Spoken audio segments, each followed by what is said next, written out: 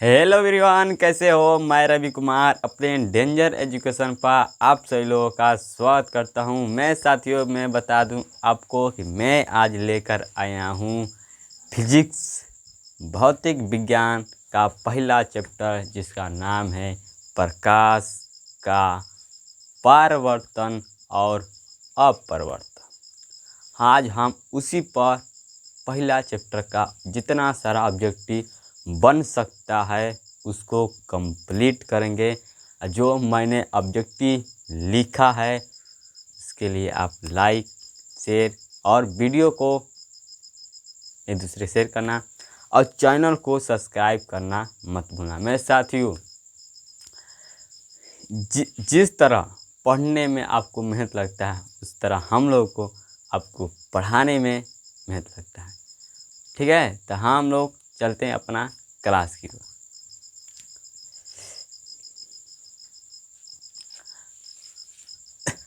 आपको बस जितना मैं इस चैप्टर का ऑब्जेक्टिव कराऊंगा, इसके अलावे आपको बिहार बोर्ड में 10 क्लास के बिहार बोर्ड में आपको ज़्यादा नहीं पूछ सकता।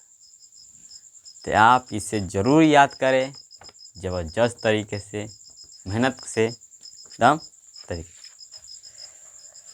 तो हम लोग पहला चैप्टर जिसका नाम है प्रकाश का परावर्तन और अपवर्तन,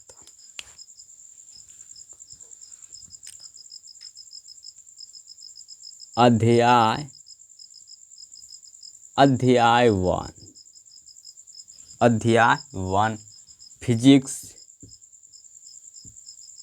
फिजिक्स जिसे कहते हैं हिंदी में भौतिक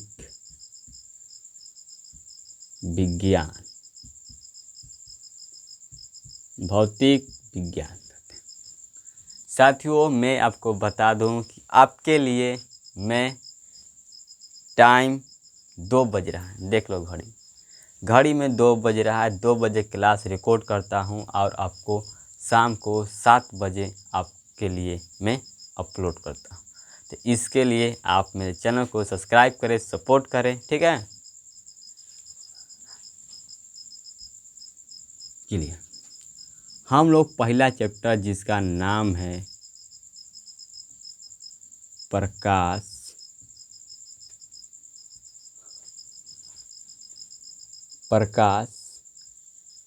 का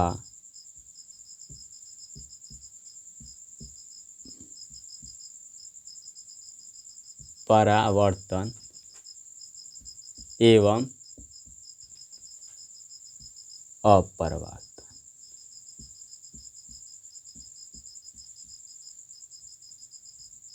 ठीक है, हम लोग आज इसी का ऑब्जेक्टिव करना चाहेंगे। इसी का हम लोग आज क्या करेंगे, ऑब्जेक्टिव। ठीक है, तो हम लोग चलते हैं। तो पहला आपका पूछेगा सवाल इस चैप्टर से, बताइए कि निर्वात मतलब होता है जिसमें हवा न हो। ठीक है, निर्वात में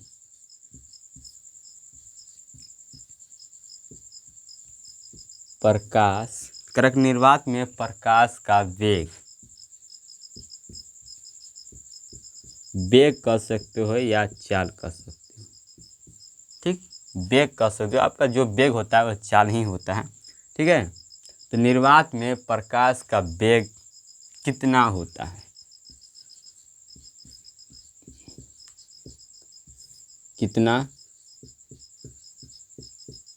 होता है, आपको देगा इस तरह परीक्षा में कि बताइए कि निर्वात में प्रकाश का वेग या चाल कितना होता है। तो अब कितना होता है, 3 × 10⁸ मीटर पर सेकेंड। ठीक है, मीटर क्या होता है आपका, पर सेकेंड होता है।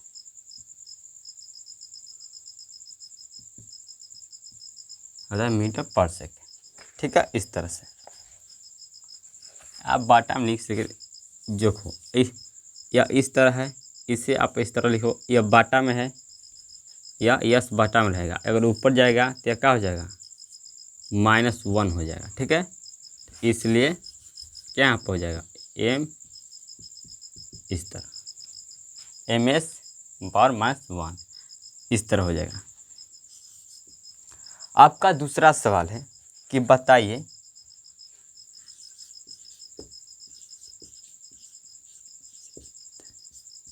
करक संश्रिप्त, ठीक है, करक संश्रिप्त प्रकाश पुंज, प्रकाश पुंज, करक संश्रित प्रकाश पुंज किस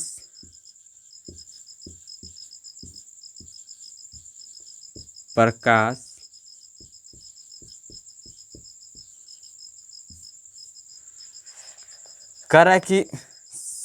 करक संश्रित प्रकाश पुंज किस प्रकाश पुंज को कहते हैं?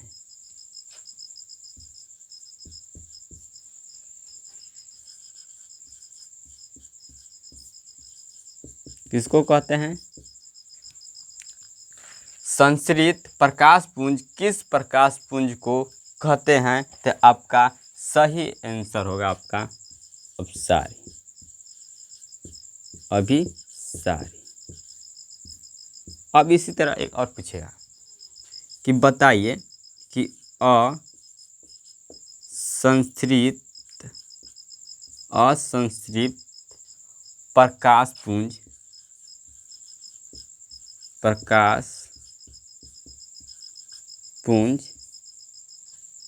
किस प्रकाश पुंज को कहते हैं? प्रकाश पुंज को कहते हैं, किसको कहते हैं? तो आपका होगा अपसारी। क्या होगा? अपसारी। इस तरह आपको देगा परीक्षा में, अपसारी। आपको ये जितना मैं लिखा दूंगा उतना आपके लिए बहुत होगा इस चैप्टर से।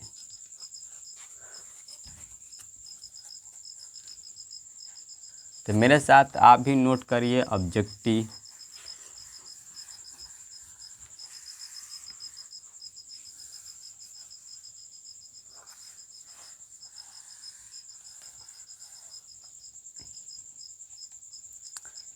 आपका अगला करेंगे, प्रकाश का अच्छा परावर्तक धातु कौन है? चौथा सवाल ना, हाँ, कह रहा है कि प्रकाश का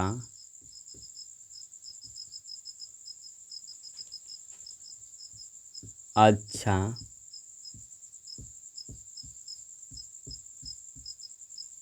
परावर्तक, क्या?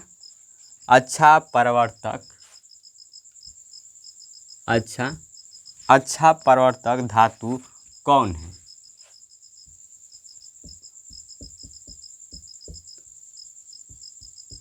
कौन है?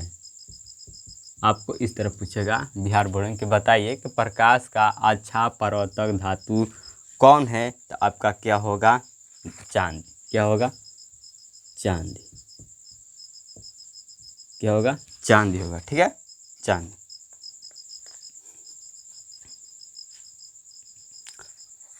धातु पूछे तो चांदी।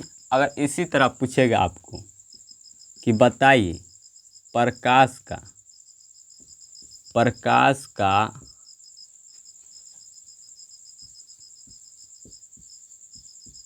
परावर्तक दर्पण कौन है? इस तरह पूछेगा कि बताइए प्रकाश का परावर्तक दर्पण कौन है? तो आपका क्या होगा? समतल।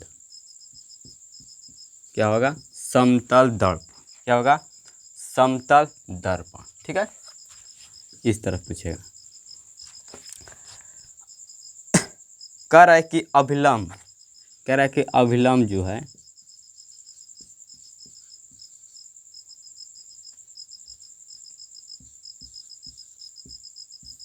करा कि अभिलंब दर्पण के साथ कितना डिग्री का कोण बनाती है।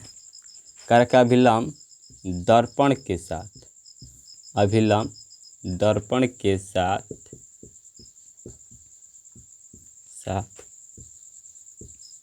कितना डिग्री का कोण बनाती है। तो कितना डिग्री कोण बनाती है, तो आपका 90 डिग्री, आपका 90 डिग्री। देखो 90 डिग्री कैसे हो रहा है, देखो ये आपका होता है इस तरह से, ठीक। यहाँ पर देखो, तो ये आपका क्या होता है, यहाँ पर अभिलंब। तो अब यहाँ से देखो अभिलंब है, तो यहाँ से देखोगे तो यहाँ पर 90 डिग्री का कोण बना है कि नहीं। हाँ, तो वही होता है अभिलंब दर्पण के साथ कितना डिग्री का कोण बनाती है, तो 90 डिग्री। क्लियर। क्लियर। बताइए कि प्रकाश के परावर्तनों का मुख्यतः कितने नियम होते हैं। छठवा कराएं कि बताइए प्रकाश के परावर्तनों का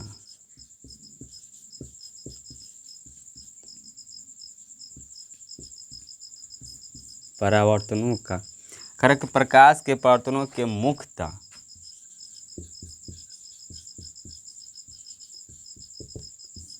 कितने नियम हैं।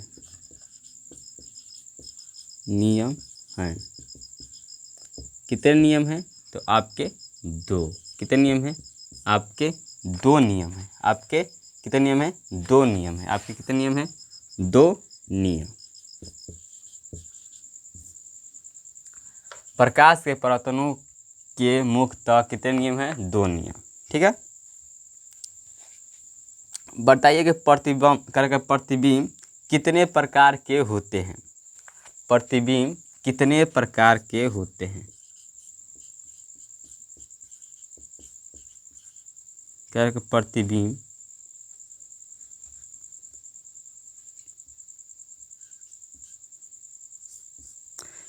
प्रतिबिंब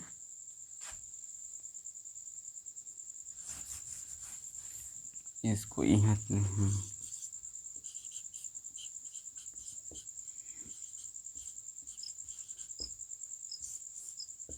प्रतिबिंब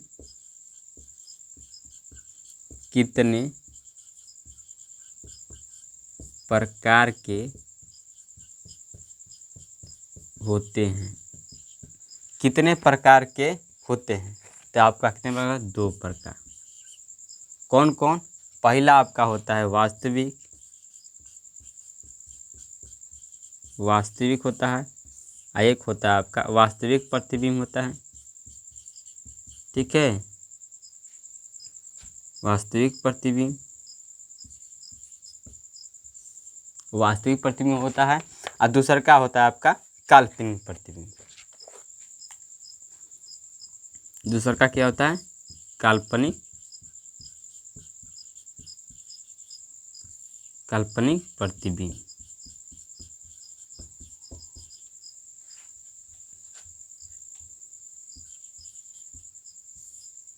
ठीक है। वास्तविक प्रतिबिंब, काल्पनिक प्रतिबिंब, यह आपके 2 प्रतिबिंब होते हैं।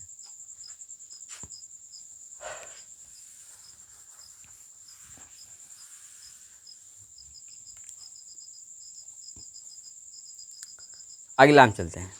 कहता है कि दर्पण कितने प्रकार के होते हैं। तो आपके दर्पण कितने प्रकार के होते हैं। 9वां सवाल करें कि दर्पण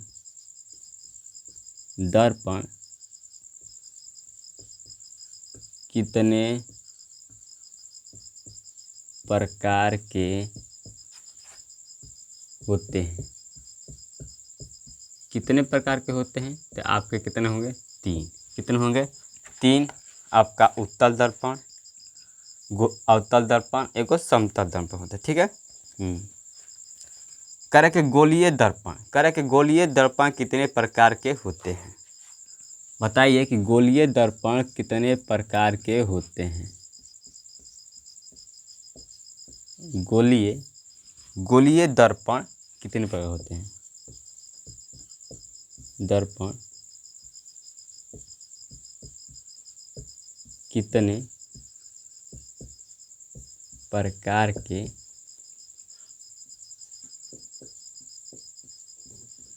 होते हैं? तो आपके दो। ठीक है। अब आपको यह एक बात और अच्छी तरह से याद रखनी है कि देखो, आप यहाँ से इस बात को याद रखना कि अभिसारी, क्या अभिसारी किस दर्पण को कहते हैं? बताइए कि अभिसारी किस दर्पण को कहते हैं? तो आपको याद होना चाहिए किसको कहते हैं? अवतल को, अवतल दर्पण।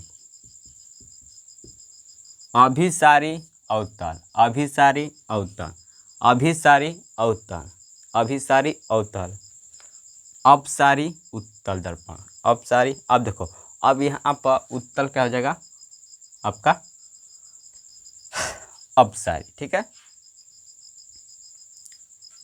तो 12वां आपका क्या होगा?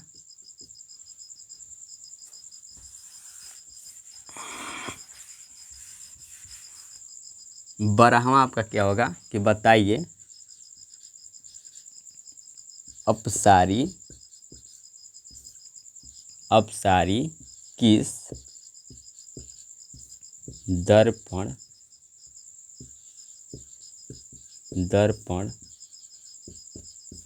को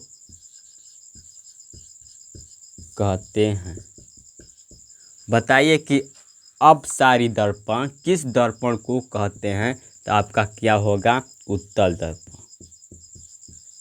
उत्तल दर्पण। उत्तल दर्पण को क्या कहते हैं? अपसारी दर्पण कहते हैं। आपको यह बात दोनों याद रखनी होगा, यह सबसे इम्पोर्टेंट होता है। इसे आप कम से कम 4 स्टार बना दीजिए या 3 स्टार बनाकर दरोगा बना दीजिए। ठीक है। थोड़ा इंक डाल लेता हूँ, उसके बाद आपको लिखाऊंगा। तो जो भी मेरे साथियों, मेरे दोस्तों, चैनल को सब्सक्राइब नहीं किए हैं, चैनल को सब्सक्राइब कर, लाइक कर, शेयर कर लें। यह सेशन आपको अच्छा लगता है तो ठीक है। और आपको कौन सा चैप्टर का ऑब्जेक्टिव और पढ़ना है, आप कमेंट में लिख दीजिए फटाफट।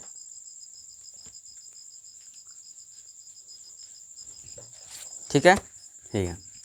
अब बताइए, हजामती करने में या सोलर कुकर या सर्च लाइट या गाड़ियों के अग्रदीपों में या टार्च या टेबल लैंप में कौन सा दर्पण का प्रयोग किया जाता है? देखो, दाढ़ी बनाने में किसका प्रयोग किया जाता है? अवतल दर्पण का। गाड़ियों के अग्रदीपों में जो टार्च होता है वो किस में किया जाता है? तो वह अवतल दर्पण में। टेबल टैंप में किसका प्रयोग किया जाता है? तो आपका अवतल दर्पण का। ठीक है। कहता है कि बताइए कि सर्च लाइट में किसका प्रयोग किया जाता है? तो आपका अवतल दर्पण का प्रयोग किया जाता है। पर सोलर कुकर होता है ना, उसमें किसका प्रयोग किया जाता है? तो अवतल दर्पण का। तो आपको यह उपयोग कहाँ कहाँ होता है अवतल दर्पण का, आपको याद रखना होगा, ये भी आपके लिए इम्पोर्टेंट होता है। तो बताइए,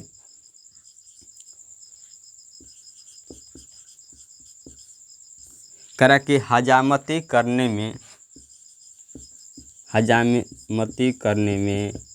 सर्च लाइट में, ठीक है, सर्च लाइट में और गाड़ियों के अग्रदीपों में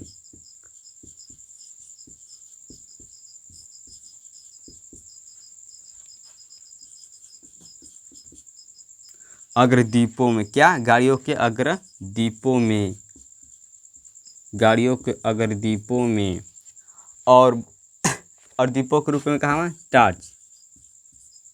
और देखो पहला हजामती करने में सर्च लाइट में, गाड़ियों के अग्रदीपों में कह रहा कि टेबल लैंप, कह रहा कि टेबल लैंप जो होता है उसमें कौन सा दर्पण का प्रयोग किया जाता है, प्रयोग किया जाता है। तो आपको याद रखना होगा अवतल दर्पण, अवतल दर्पण। आपको इतना पूछिएगा, आपको यह ऑब्जेक्ट आपको 2 नंबर में भी पूछता है कि बताइए अवतल दर्पण का उपयोग बताइए, अवतल दर्पण का उपयोग कहाँ कहाँ होता है। तो आपको पता होना चाहिए कि हजामती जो दाढ़ी बनाने में जो दाढ़ी बनाता है वो उसमें आप देखेंगे तो बड़ा शीशा लगा, तो वह शीशा किसका होता है, तो अवतल दर्पण का होता है। किसका होता है, अवतल दर्पण का होता है। इसलिए बड़ा चेहरा दिखाई देता है, इसलिए जो दाढ़ी बनाने होता है वो खच खच खच काट के दाढ़ी बना देता है, चकाचक ना, आप लोग स्मार्ट दिखाई देते हैं। ठीक है, आपको सर्च लाइट जो होता है उसमें किसका प्रयोग होता है, अवतल दर्पण का। गाड़ियों के अग्रदीपों में जो टार्च होता है उसमें हम प्रयोग करते हैं किसका, अवतल दर्पण का। ठीक है, और कह रहे कि टेबल लैंप में भी इसका प्रयोग किया जाता है, किसका, अवतल दर्पण का। इतनी बात आपको याद रखनी है। हम लोग अब आगे चलते हैं। अगर आपका हो गया हो तो हम लोग इसे सफ़ा मिटका देते हैं। सफ़ा सफ़ा सफ़ा, ये गाना था। अरे ना ना ना ना ना। अच्छा अब बताइए, अब आपको पूछेगा कि बताइए कि उत्तल दर्पण का प्रयोग यहाँ कहाँ कहाँ होता है। तो आपको पता होना चाहिए कहाँ कहाँ होता है। तो 14 नंबर आप लिखेंगे स्ट्रीट लाइट में किया जाता है, स्ट्रीट लाइट में। ठीक है, स्ट्रीट लाइट में, फिर साइड मिरर में, किस में, साइड मिरर में किया जाता है। ठीक है, पूछेगा कि बताइए स्ट्रीट लाइट और साइड मिरर में कौन सा दर्पण का प्रयोग किया जाता है, किया जाता है। तो आपको पता होना है किसका, उत्तल दर्पण, किसका, उत्तल दर्पण का।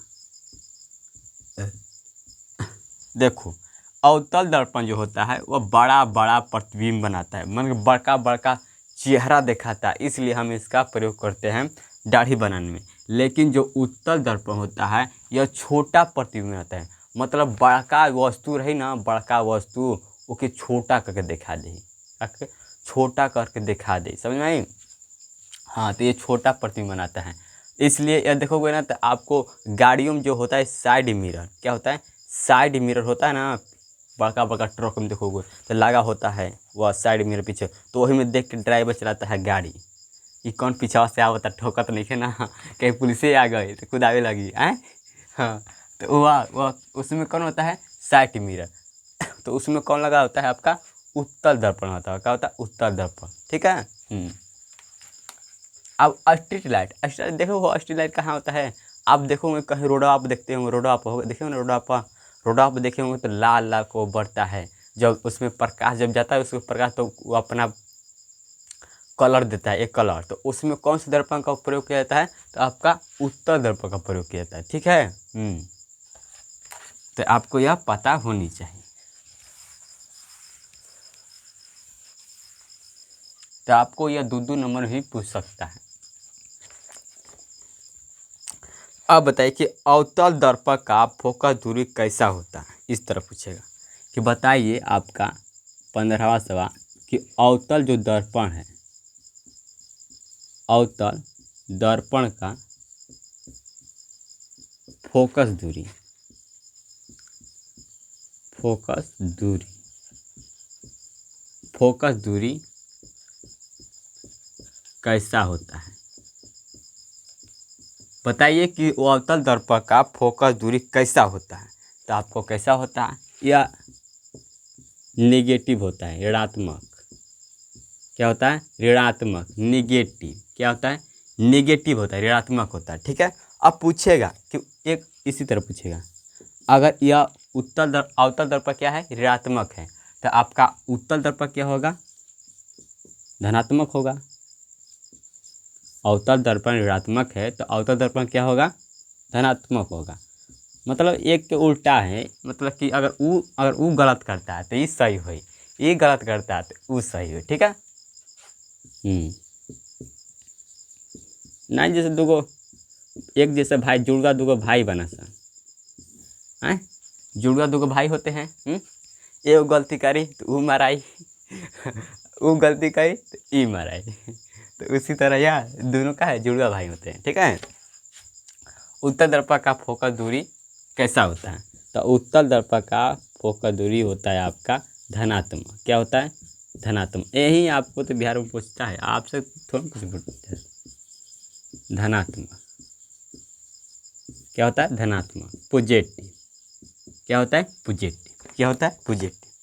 आपको साइन दे सकता है, इस तरह साइन देगा आपको, या लिखे भी नहीं तो वो आपको लगाना पड़ेगा। ठीक है। आपको इतना बात याद रखनी है। अब पूछेगा आपसे कि बताइए कि दर्पण का सूत्र क्या होता है? दर्पण का सूत्र बताइए। सूत्र बताइए क्या होता है? दर्पण का सूत्र क्या होता है? तो 1/v plus 1/u plus 1/f। 1/f नहीं होता जी, वो बराबर में होता है यहाँ, क्योंकि जो आपका होता है वास्तविक प्रतिबिंब और काल्पनिक प्रतिबिंब, ये दोनों क्या होते हैं? आपके बराबर होते हैं फोकस दूरी। ठीक है। ठीक है। ये आपका भी यू देखो, ये आपका जो आपका यू है, यू यहाँ पर थोड़ा पढ़ लेना, जहाँ जहाँ थोड़ा बता दो डिटेल। यू जो यू है या किसका दूरी है? या वस्तु की दूरी। किसका ऑब्जेक्ट की दूरी को दिखाता है। आपका जो भी है वह प्रतिबिंब की दूरी दिखाता है। ठीक है। प्रतिबिंब का दूरी, किसका दूरी? प्रतिबिंब का दूरी दिखाता है। और जो आपका एफ होता है किसका दिखाता है? आपका एफ फोकस दूरी, फोकस दूरी। तो आपको याद रखना है कि ये ए जो भी है वह दिखाता है प्रतिबिंब की दूरी, और जो आपका यू है वह वस्तु की दूरी, और एफ है जो फोकस की दूरी। आपको इतनी पता होनी चाहिए, आप लोग पढ़े रहें। अब आगे हम लोग चलते हैं। 17 तक हम लोगों का ऑब्जेक्टिव हो चुका है। टाइम कितना होगा? अभी 28 हो रहा है, अभी टाइम बहुत है। ठीक है, अभी आधा घंटा है। ऐसे आपसे पूछेगा कि बताइए कि प्रकाश के किरणों का पहले माध्यम में वापस लौटने की क्रिया को क्या कहते हैं? पूछेगा आपसे कि बताइए, अरे मिटका नहीं अच्छी तरह से।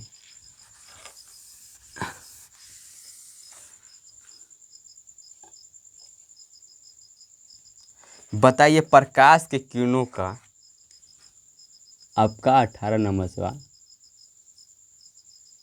प्रकाश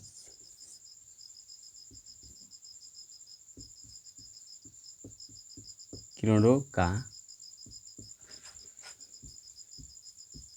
करें कि प्रकाश के किरणों का पहले माध्यम, ठीक है, पहले माध्यम में, प्रकाश के किरणों का पहले माध्यम में वापस लौटने की क्रिया को क्या कहते हैं? पहले माध्यम में वापस लौटने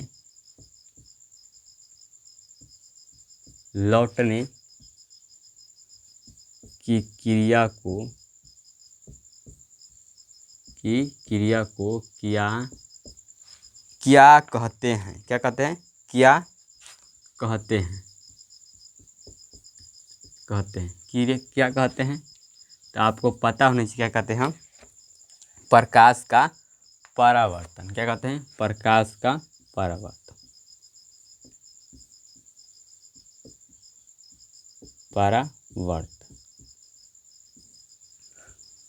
प्रकाश के किरणों का पहले माध्यम में वापस लौटने की क्रिया को या घटना को क्या कहते हैं, प्रकाश का परावर्तन। ठीक है, बताइए कि किस दर्पण में केवल आभासी प्रतिबिंब बनेगा। आपका 19वां, बताइए कि किस दर्पण में, बताइए कि किस दर्पण में केवल आभासी प्रतिबिंब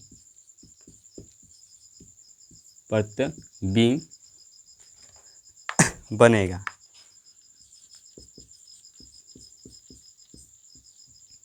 किसमें बनेगा आपका, तो एक आपका है समतल दर्पण और दूसरा है आपका, दूसरा क्या है आपका, उत्तल दर्पण।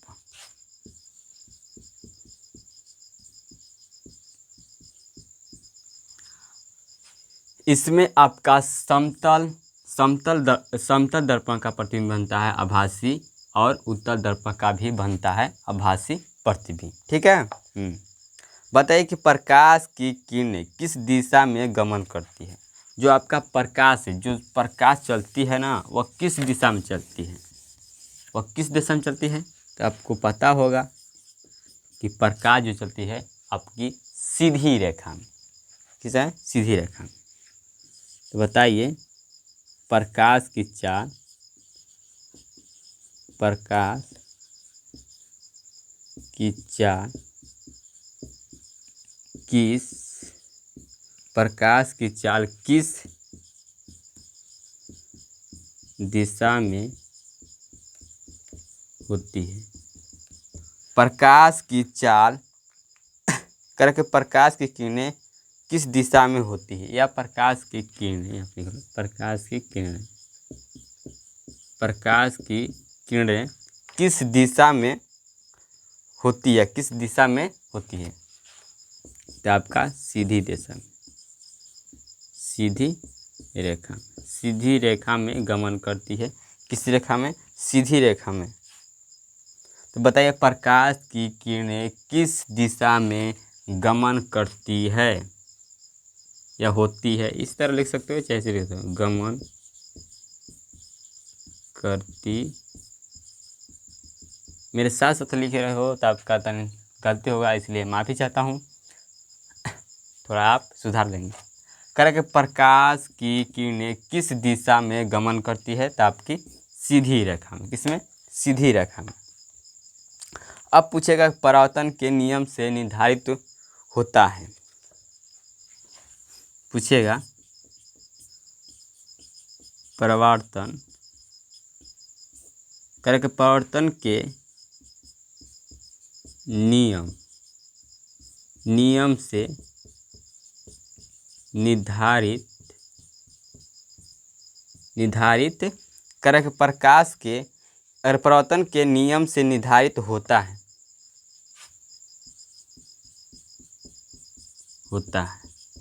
तो क्या होता है आपका, I बराबर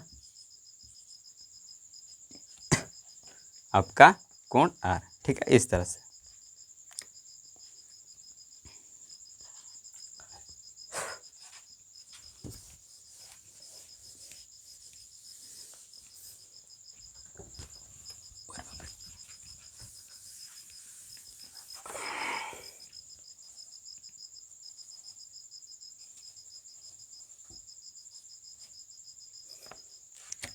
ठीक है, अब करके बताए कि ऐसे पर्दा जिनसे होकर प्रकाश आसानी से पार कर देता है, तो आपका कौन सा पदार्थ होता है।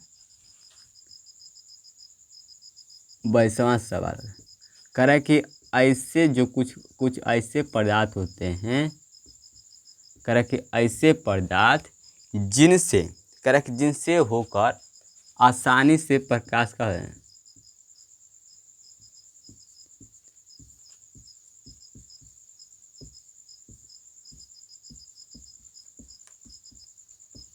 कह रहा कि ऐसे पदार्थ जिनसे होकर प्रकाश आसानी से, आप लिखो प्रकाश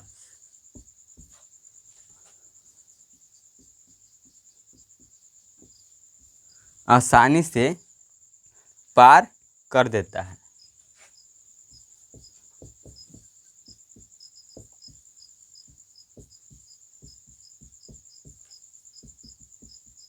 तो आपका क्या होगा, वो आपका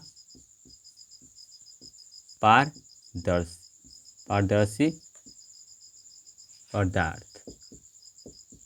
आपका आंसर क्या होगा, पारदर्शी। कर ऐसे पदार्थ जिनसे होकर प्रकाश आसानी से पार कर देता है, वो आपका क्या होगा, पारदर्शी पदार्थ होगा। क्या होगा, पारदर्शी पदार्थ। करा कि हमारी आंखें जो देख सकती है वे वस्तुएं होती हैं।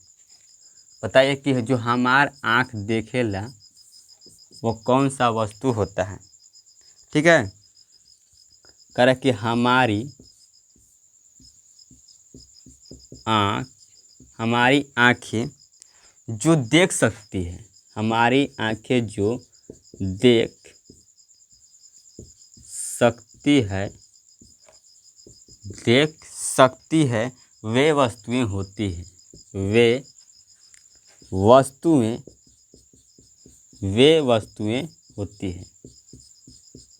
वस्तुएं होती हैं जो हमारे करके जो हमारी आंखें देख सकती है। बताइए वो कौन सा वस्तु होती है।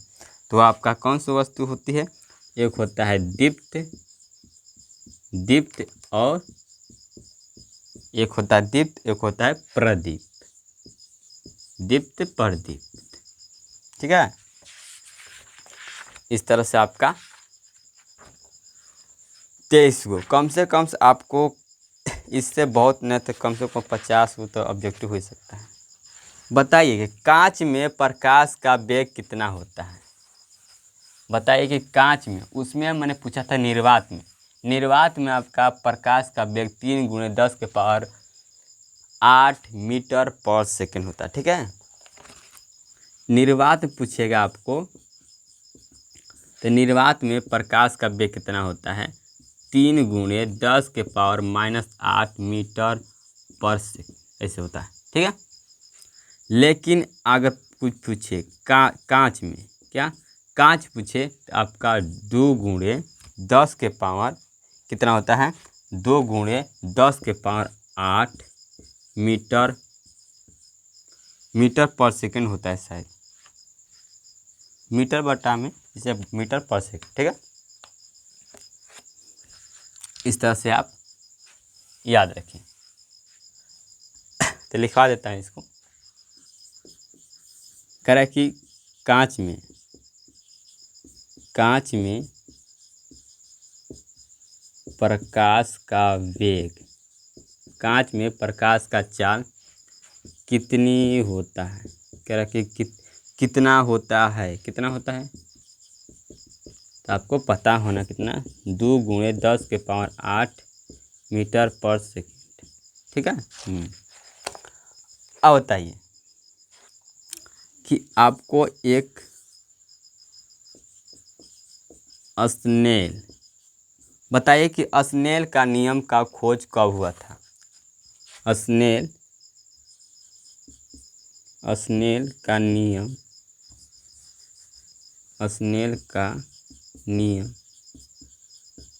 का खोज कब हुआ था तो आपका 1621 ईस्वी में। कब, 1621 ईस्वी में हुआ था। किसका खोज, यह स्नेल का नियम। आपको कुछ और बातें याद रखनी है जो मैं एक टेबल बनवा देता हूँ, आप इसे याद रखना। जैसे दिया रहेगा, बताइए यहाँ पर अब बनाना पदार्थ या माध्यम कर सकते हो, पदार्थ या माध्यम। यह इस साइड लिखना आप अपवर्तनांक,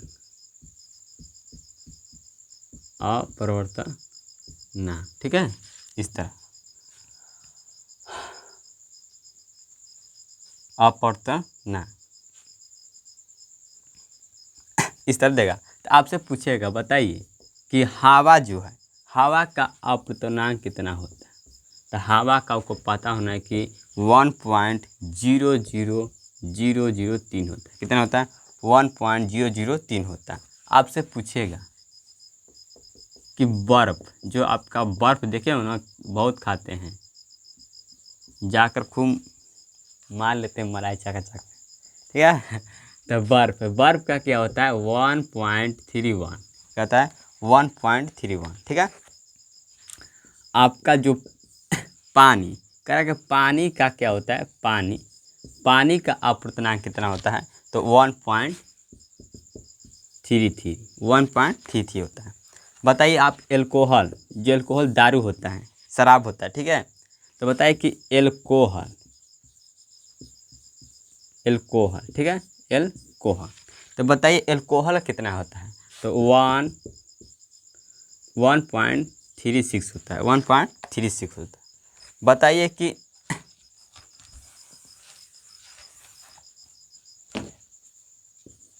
बताइए आप पांचवा में दिया कि बेंजीन।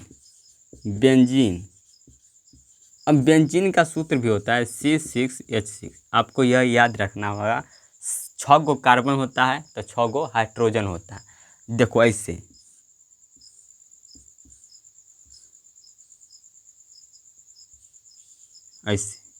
रुक जाइए, इस तरह बना देता हूँ। ऐसे 2 पाइप करना, ऐसे करना, फिर ऐसे करना, ऐसे करना। ये आपका देखो, यहाँ पर एक कार्बन होता है, यहाँ पर एक कार्बन, यहाँ पर एक कार्बन, यहाँ पर एक कार्बन, यहाँ पर एक कार्बन, यहाँ पर एक कार्बन, यहाँ पर एक कार्बन, हो गया।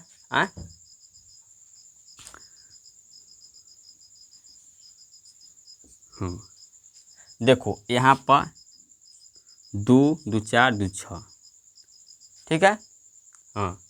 तो 6 कार्बन होता है तो 6 आपका हाइड्रोजन होता है। 6 कार्बन तो 6 हाइड्रोजन, ठीक है। तो आपको यह बात रखना है। बेंजीन, ठीक है। बेंजीन का आपका अपवर्तनांक कितना होता है? एल्कोहल को नहीं बताया का जी? अरे एल्कोहल कितना होता है? 1.36 नहीं होता है? हाँ, बता दिए हैं, ठीक है। तो जो बेंजीन का है, तो बेंजीन क्या होता है? 1.50, क्या होता है? 1.50 होता है। आपको पूछेगा, आइए देखो छठवा में करे कार्बन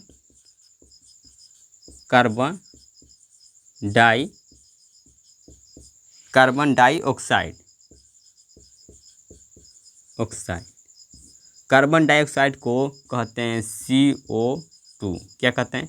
CO2, जो हम लोग क्या कहते हैं? छोड़ते हैं गैस, भड़ा भड़ कि नहीं। सुबह जाते हैं, मारते भड़ाक, क्या होता है? गैस, कार्बन डाइऑक्साइड, ठीक है। तो इसका अपवर्तनांक कितना होता है? 1.63, कितना? 1.63।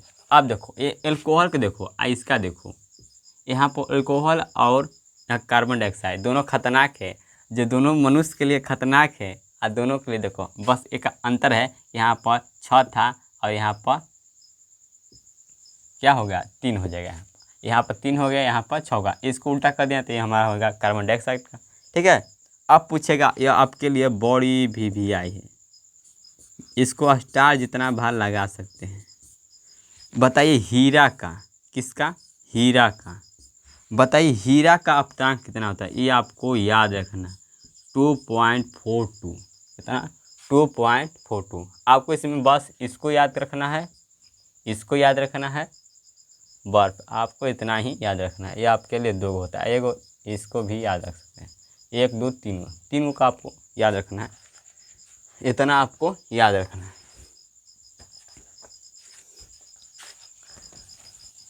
टाइम देख लेता हूँ थोड़ा। हाँ, अभी 5 मिनट टाइम है, इसके लिए तो इतना कबाड़ देंगे हम। आपका पहला चैप्टर कंप्लीट करा देंगे। ठीक है। हाँ तो आप फटाफट कर लेते हैं। बताइए, अब थोड़ा हम लोग आगे जाते हैं। अब वहाँ पर देखो, अभिसारी किसको कहते हैं? अभिसारी किस दर्पण को कहते हैं? अभिसारी अवतल दर्पण को कहते हैं। अवतल दर्पण को कहते हैं। क्या कहते हैं? अवतल दर्पण को। अपसारी उत्तल दर्पण को। उत्तल दर्पण को, ये आपको पता होना चाहिए। अभिसारी अवतल, अपसारी उत्तल, इसको कहते हैं। लेकिन आपका अब इसमें उल्टा हो जाएगा, यह उत्तल लेंस होता है। उत्तल लेंस, उत्तल लेंस को क्या कहते हैं? उत्तल लेंस को क्या कहते हैं? अभिसारी। अवतल लेंस क्या कहते हैं? अवतल लेंस को क्या कहते हैं? अपसारी। देखो, आपको यह बात याद रखनी है। अगर अवतल लेंस रही तो अभिसारी, अवतल दर्पण है तो अभिसारी, अवतल लेंस रही तो क्या हो जाए? अपसारी, और उत्तल दर्पण है तो क्या हो जाए? आपका अपसारी। तो ये आपका उल्टा होता है। ठीक है। तो पूछेगा, बताइए कब हम 26 है तो बताइए किस लेंस को अभिसारी लेंस कहते हैं? बताइए किस लेंस को अभिसारी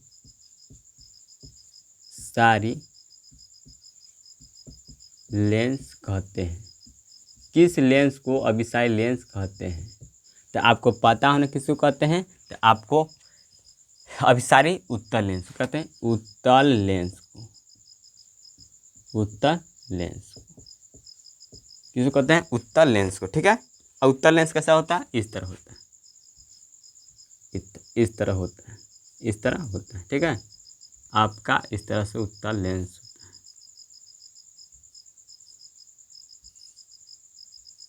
उत्तल लेंस। ठीक है। आपका 27वां करेगा, किस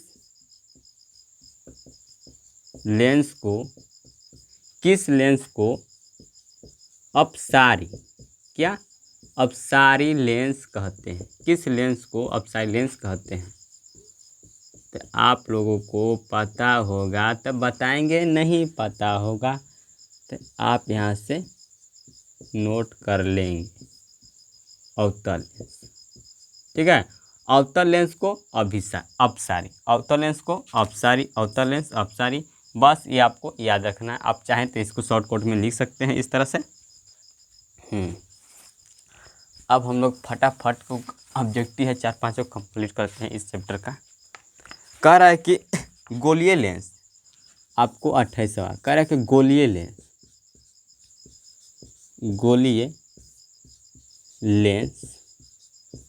लेंस कितने प्रकार के होते हैं? गोलीय लेंस कितने प्रकार के होते हैं? कितने प्रकार के होते हैं गोलीय लेंस? आपके कितने प्रकार के? 2। ये आपको याद रखना है। अवतल गोलीय दर्पण का है तो आपका 2, और गोलीय लेंस भी कहते हैं आपका 2। ठीक है। बताइए कि 29वां कह रहा है कि लेंस की सभी दूरियां किससे मापी जाती हैं? लेंस की सभी दूरियां किससे लेंस की सभी दूरियां किससे मापी जाती है? किससे मापी जाती है? तो प्रकाशीय केंद्र से। प्रकाशीय केंद्र की जो होता है उससे मापी जाती है। प्रकाशीय केंद्र से, आपको यह याद रखना है। यहाँ पर आपको बता दूं, इस तरह से आपका क्या होता है? अवतल लेंस होता है। ठीक है। इस तरह से बताइए करें कि हाँ, लेंस का सूत्र बता दीजिए। लेंस का 30वां नंबर, लेंस का सूत्र आपको बताना है। लेंस का सूत्र। अब यहाँ से देखो, लेंस का सभी दूरियां किससे मापी जाती है, तो आपका प्रकाशीय केंद्र से। लेकिन पूछेगा कि बताइए कि दर्पण की फोकस दूरी क्या, फोकस दूरी दूरियां किससे मापी जाती हैं, तो आप क्या बताएंगे। आपको पता होगा, मैंने लिखवाया था क्या।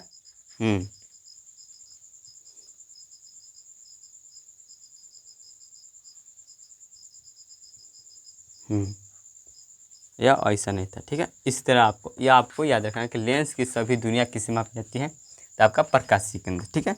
अब कह रहा है कि लेंस का सूत्र क्या होता है, अगला हम चलते हैं। ज़्यादा दिमाग लगाएंगे तो ख़त्म हो जाएगा। कह रहे लेंस का सूत्र क्या होता है, तो आप देखो वो उसमें क्या माइनस कर देंगे तो आपका क्या हो जाएगा, लेंस का सूत्र हो जाएगा। अगर प्लस रहेगा तो आपका किसका सूत्र होगा, प्लस रही तो दर्पण का सूत्र होगा। अगर हम जब माइनस कर देंगे तो आपका क्या हो जाएगा, आपका लेंस का सूत्र, ठीक है।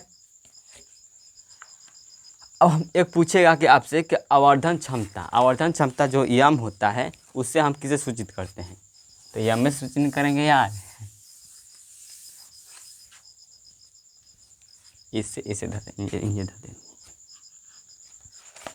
कह रहा कि आवर्धन जो होता है किसे सूचित किया जाता है, तो आपको लिखना है 31 में कि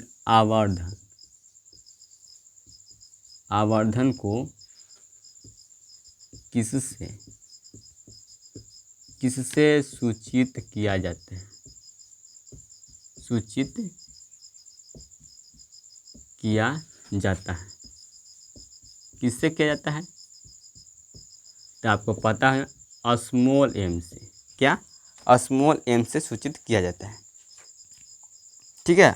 अब पूछेगा कि बताइए कि लेंस की क्षमता का एसआई मात्रा क्या होता है, लेंस की क्षमता का एसआई मात्रा,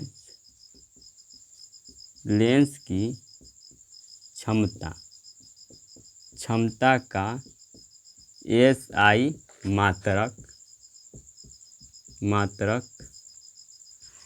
मात्रक क्या होता है। कह रहे लेंस की क्षमता का एसआई मात्रक क्या था, एसआई मात्रक क्या होता है आपको लेंस की क्षमता का एसआई मात्रक क्या होता है, डाईऑप्टर। क्या होता है आपका, डाईऑप्टर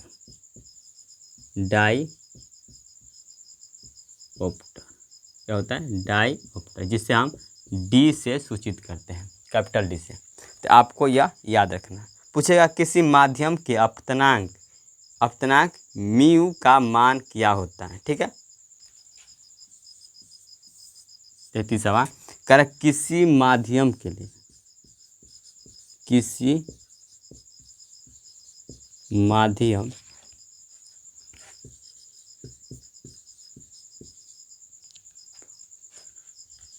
अपवर्तनांक, ठीक है। क्या, अपवर्तनांक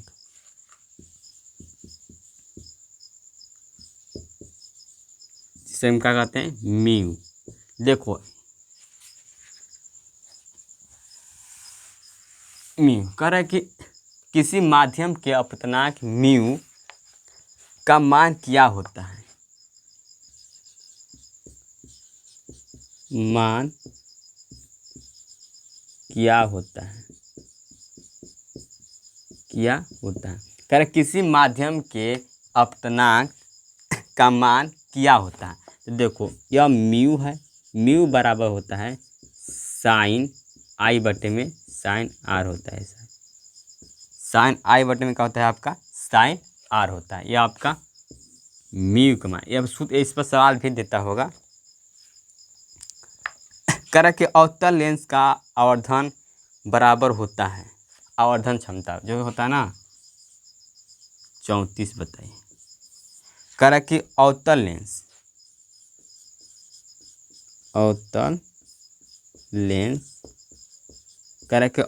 लेंस में जो आवर्धन क्षमता होता है ना, तो लेंस में आवर्धन बराबर क्या होता है, जिससे आवर्धन को एम से सूची, स्मॉल एम से क्या होता है आपको पता होना क्या होता है। एम बराबर क्या होता है आपका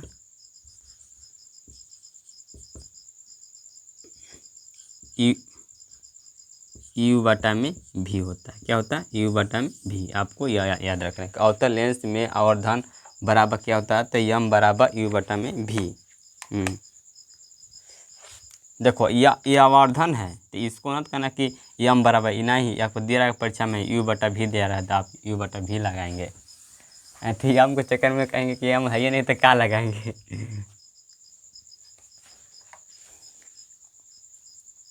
ठीक है, बताइए कि एक उत्तल लेंस होता है, जो उत्तल लेंस होता है किनारों से क्या होता है,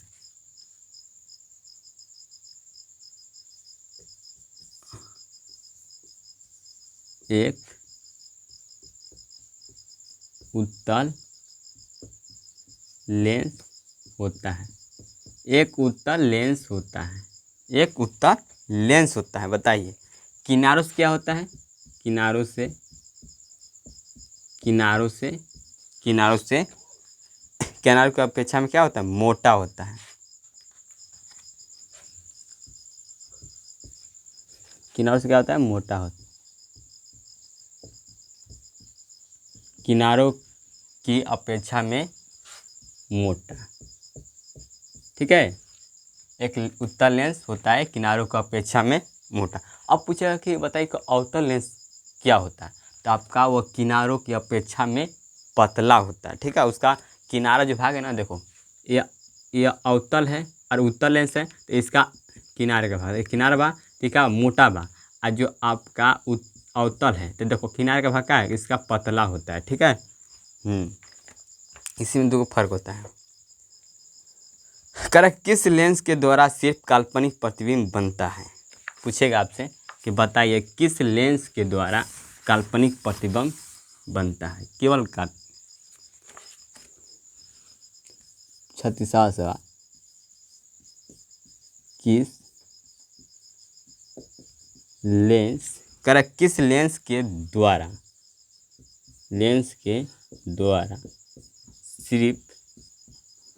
सिर्फ काल्पनिक प्रतिबिंब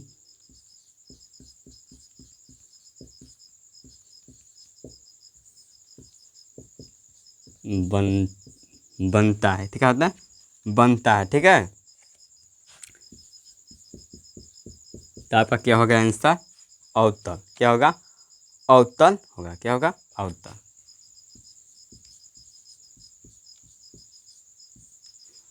अवतल लेंस क्या होगा अवतल लेंस। क्लियर, कह रहा है कि लेंस की क्षमता P बराबर होता है। अब देखो लेंस की क्षमता, लेंस की क्षमता P जो होता है, लेंस की क्षमता P बराबर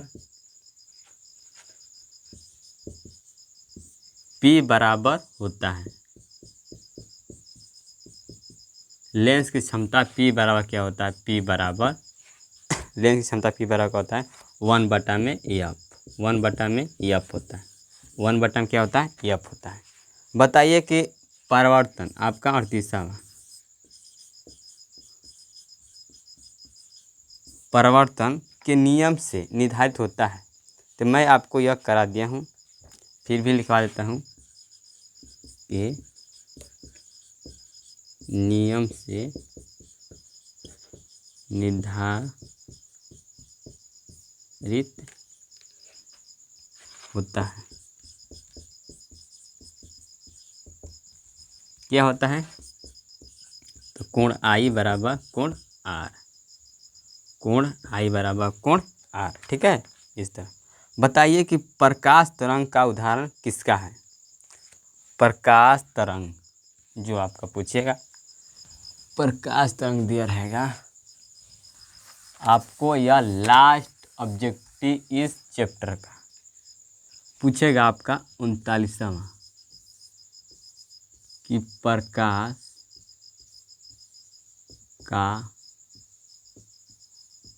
उदाहरण, प्रकाश तरंग का उदाहरण, प्रकाश तरंग का उदाहरण